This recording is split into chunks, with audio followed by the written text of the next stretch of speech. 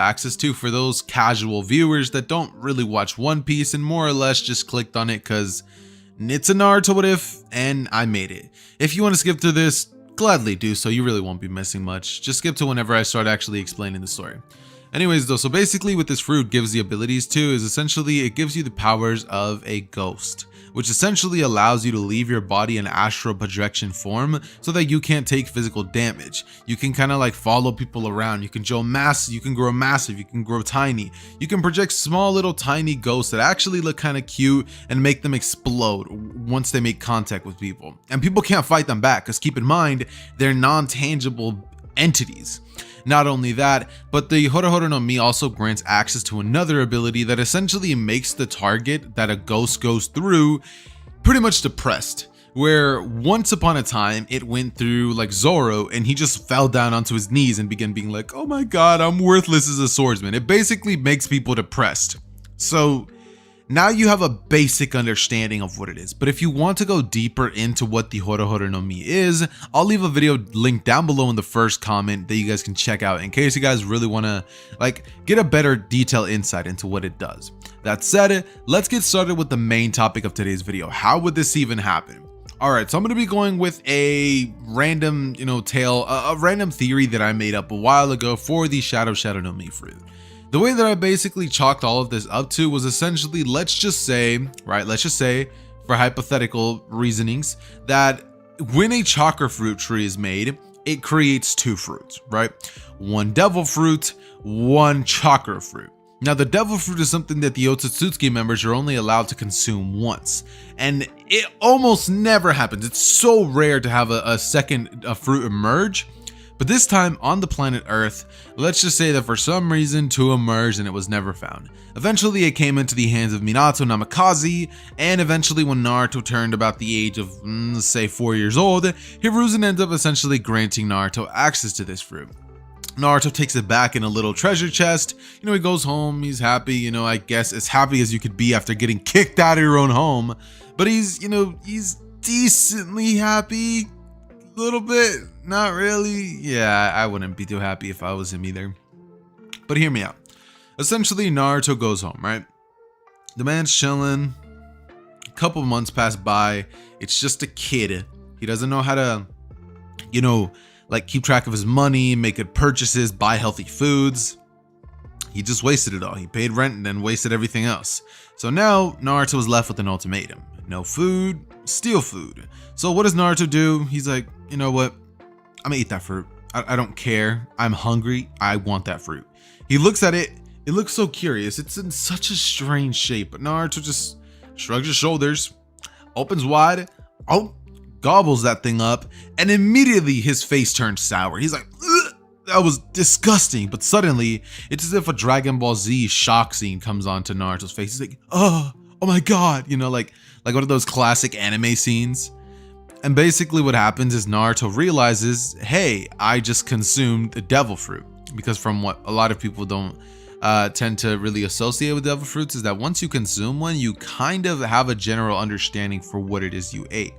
Like there were some characters in the One Piece universe where they ate Zoan type fruits, and after consuming them, they were able to say, okay, I ate the this no Mi, it gives me this and this power. So it's essentially what happens to Naruto. And now he is made aware of his water weakness, something that is actually going to be very apparent in the Naruto universe, but something that Naruto's not exactly just going to be letting out to be known. This version of Naruto, for simplicity's sake, I'm going to be saying does not have the ability to water walk. It's not going to be a possibility for this Naruto, just because I want to give him a little bit of like a little challenge, right? A little challenge at the very least. So what I'm essentially going to be having happen is essentially Naruto in this version is most likely going to be a long range fighter.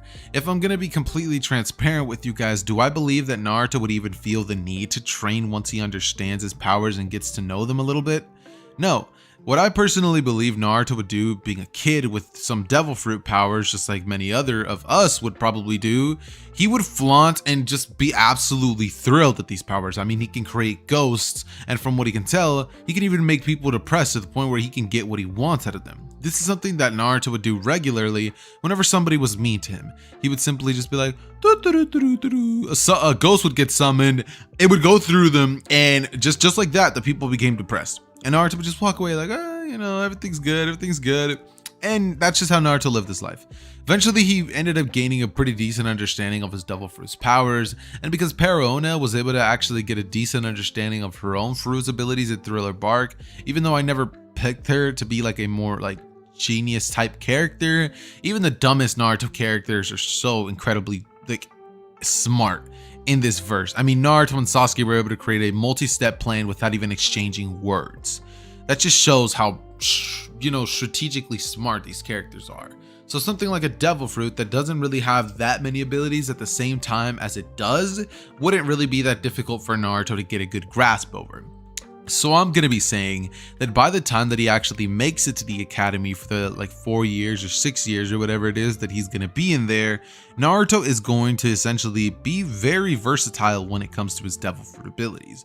Naruto would essentially not exactly be too like, oh my god, I'm going to be the next Hokage. Obviously he wants to be because he still wants the recognition from the villagers, but he's not exactly going to be annoying in the sense that he normally would be in the canon events of Naruto. Things are going to start to deviate from the path just due to the fact that Naruto's personality deviates due to his powers.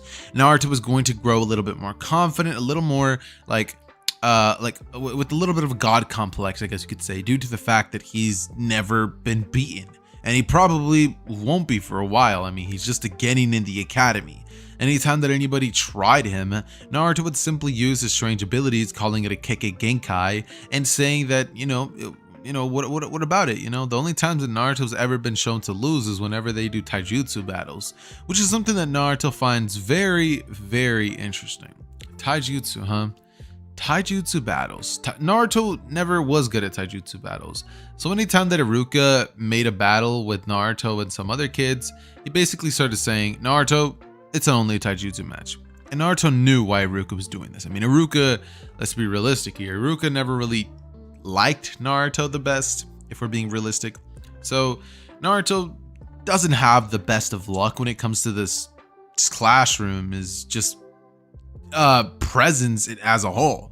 So that's just why I say what I'm saying right now. That said though, what I see ending up happening is eventually the final day of the academy would roll along, right? And Naruto this time around doesn't exactly strive for the attention of every single person around him, just due to the fact that Naruto is more focused on training, trying to become powerful, trying to amass more strength as every day goes by, making sure that he can't be beat. Because once Naruto got a taste of beating everybody easily, Naruto doesn't want to let that go. I mean, how would you guys feel if you were let's put it like this. Let's say you're a phenomenal soccer player or basketball player or baseball player, right? You're amazing at it. You have certain talents that other people just don't have, something that other people can't replicate. Suddenly, here comes another person that does the one thing you can't do and is so much better than you at it. So you're just feeling like, oh, like, damn, I wish I was better at this. Like, I know I'm better than them at this, and that, but what about this? So Naruto essentially develops that kind of mentality where he's like, I need to be better at this, yada, yada, yada. And that's what eventually leads Naruto to deciding, I'm going to get strong in terms of taijutsu, and I might try to focus on chakra control.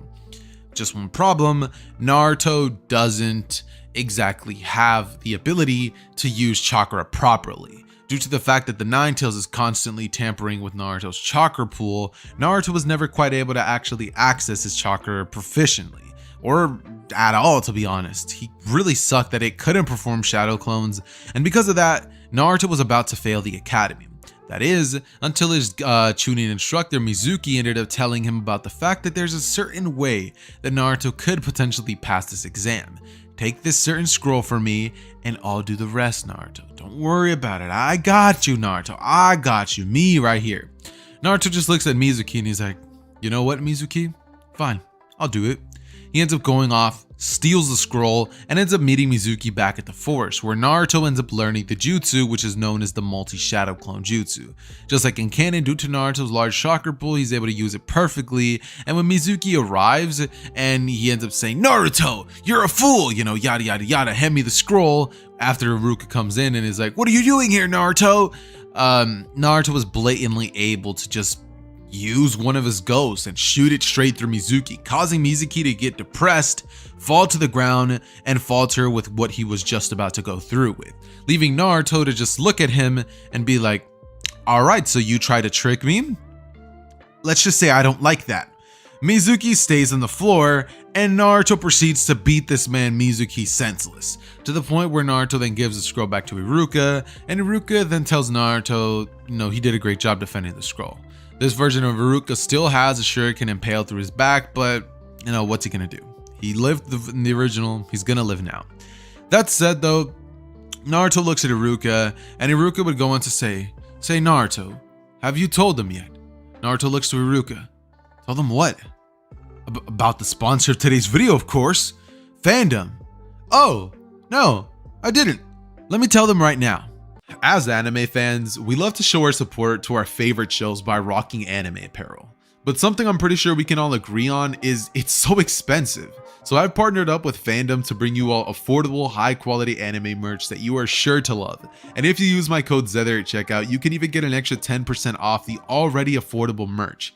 Keep in mind, it does come from overseas sellers, so its sizing is going to be different since it's overseas. That said, let's get back into the video. Alright, jumping back in from the sponsor break, the way that we're immediately just gonna jump back into it is the very next day when Naruto, Sasuke, and Sakura are all assigned to Team 7.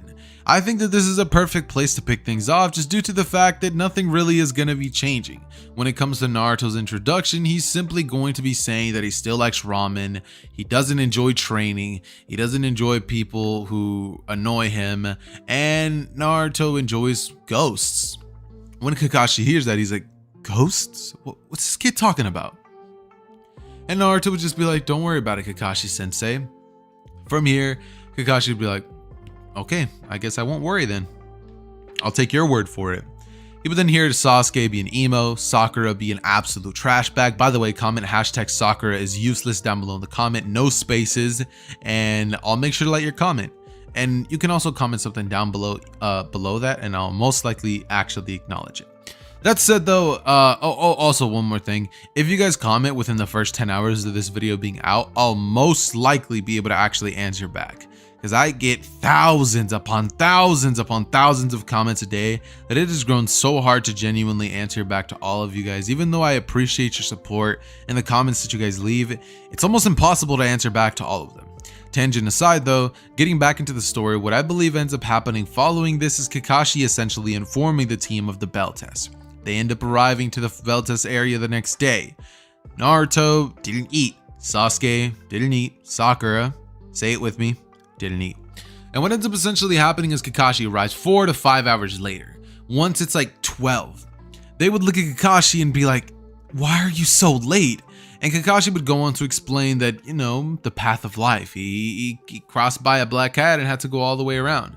They look at him and they sigh before then just going on to, listen to what Kakashi has to say, which is essentially all the rules and tribulations that come with the bell test.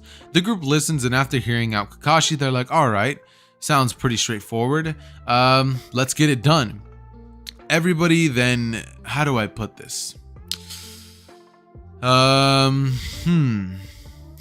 Everybody then goes into hiding. Like, they all go into hiding and they're like, "Yeah, hide, right?" They're like hiding and shit like that.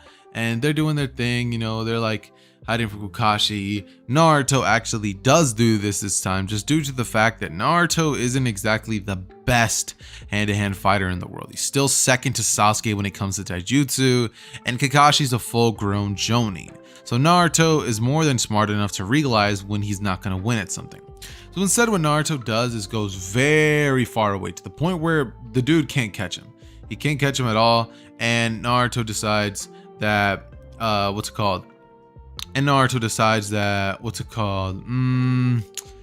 I put this? Naruto decides that he's essentially just gonna shoot his ghost out at him. Basically is what Naruto decides. It's like, you know what? I could fight you, but I'm not going to, because I'm gonna sit back and send a million ghosts after you. Why? Because I can summon like 50 shadow clones, and from there I can summon a million ghosts at you, like 4 apiece. At least 100 little exploding ghost thingy rejiggers, right? They fly in at Kakashi like an absolute tsunami. They pretty much engulf him, and Kakashi's eye widens. He substitutes out of there, and the explosion that goes on to engulf the surrounding area shocks Kakashi to his absolute core. This man is like, yo, where did this man pull this from? And you also have to keep in mind the fact that Kakashi dodged a couple hundred, right? He dodged a couple hundred, they exploded, they did their thing. My man Kakashi is like, where did this come from? And Naruto's just back in the tree like, tee-hee-hee-hee-hee, you know what I mean? Like, obviously not like that, but this man is just sitting there by the tree just laughing, enjoying his time at the fact that he just pretty much embarrassed this man Kakashi beyond all belief, and then proceeds to just get up and be like, all right, so let me do this next. He creates more clones that just rush in at Kakashi alongside a bunch of little mini ghosts, and they bombard Kakashi. Now mind you, Sasuke and Sakura are watching this and they're like, this is insane. And these little mini ghosts just spread out in so many different directions, to the point where even if Kakashi wanted to dodge all of these little exploding clone thingy majiggers, he's not going to.